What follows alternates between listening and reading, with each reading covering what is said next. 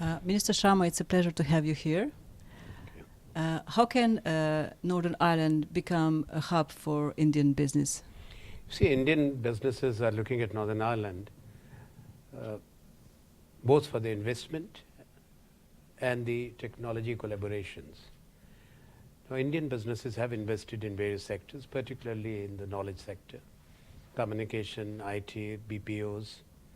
But there's much more what the two countries can do together, given the strengths in some of the manufacturing verticals which Northern Ireland has, and connecting it with the ongoing national initiatives in India. So it is a two-way process. I'm sure that with the nature of engagement between Northern Ireland and India and the presence of a large number of Indian industry leaders, this partnership will be taken forward and given more depth. Northern Ireland has also shown not only interest but demonstrated it by taking concrete actions or decisions, by opening the offices for investment in Mumbai, in Bangalore, and that has registered surely with the Indian corporate entities. In addition to this, I feel that institutional linkages, also tourism will be important. Indian films are being shot here. We have the largest filmmaking industry in the world, that is the Bollywood. And Bollywood is only one, that's not the entire Indian filmmaking industry, but Bollywood is bigger than Hollywood. But we have other parts of the country where we have movies making in Eastern India, Southern India, and that is also fairly substantial. And you can be sure that given the number of Indian tourists traveling all over the world, if a film is shot, then the Indian tourists follow in that direction. I was telling the First Minister today, and that's going to happen, and that will be beneficial to the economy. Okay. Has the Commerce and Industry Ministry received the formal applications from retailers like Walmart and Tesco, who are reportedly keen to enter the Indian market? Are there any plans to modify the 30% local sourcing norms in line with some global retailers' demands? You see, we are a big market. Now, we have taken conscious decisions. The purpose of bringing in a policy for multi-brand retail was to attract investments, both for the front end, but also to bring in technologies. Technologies which would address a much larger problem for India, that's of post-harvest losses for our agri-produce, particularly the perishables.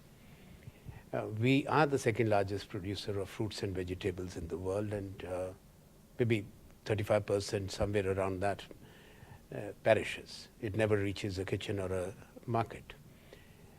Therefore, the investment in back-end infrastructure is important.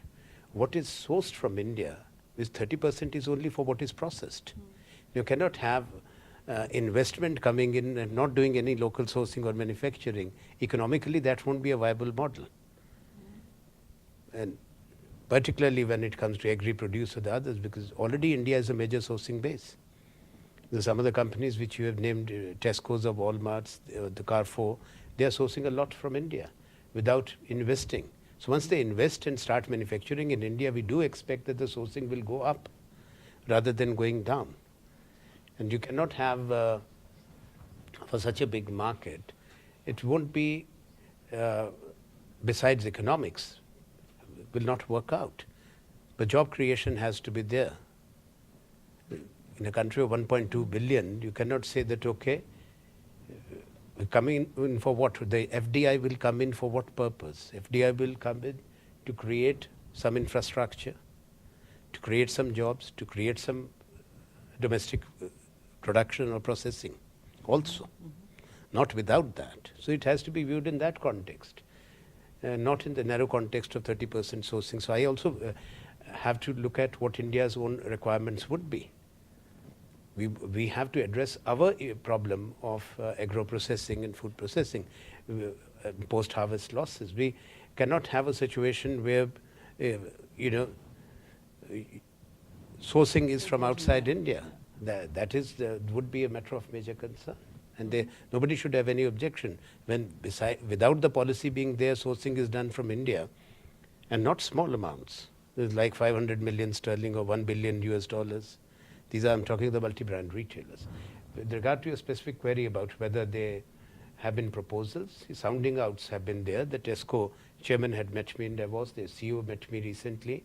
They have their Indian partner with the Tata Group, and we had discussion. They needed some clarity, and this was one particular clarity about when they source their agri-produce, whether that would come in or whether they have the freedom to source from anywhere, which they do have. And we are also looking at some other issues, not referring to this 30% sourcing which should be domestic, but that is, as I mentioned earlier, only for process. But there are areas where some shades of grey may be there in the minds of the investors, and to bring about a greater degree of clarity, we will take those steps so that there is a comfort. We have done, in case of single brand, hand holding. We brought about greater clarity where required. And I have told those who have met with us that we will do the same. We have not brought in a policy to discourage investment. It is meant to encourage investment, and the government will be giving all support wherever required. Okay. So the finance minister has proposed a hike on the FDI's cap in sectors such as telecom, and defense minister is opposition to such a move. What's your view on that? I don't know. These are issues under discussion in the government. We are looking at the sectoral caps and where we need to increase the FDI. Telecom definitely is high on the agenda. We are discussing it, and we will be taking the appropriate step. That's my ministry, then we'll move the cabinet. This issue has been discussed at the highest level of the government, this and defense. And on defense, yes, there are many of us who are in favor of higher FDI cap and to bring in these technologies and to have the system manufacturing, defense systems manufacturing in India. But the Indian private sector, which has been allowed 100% participation through equity in the defense manufacturing, and also with their foreign partners who have been permitted 26% as of the extant policy today. But once it goes up, then it will bring about a change. So we'll wait for that. These are decisions which are considered view through consensus that the governments take. Okay.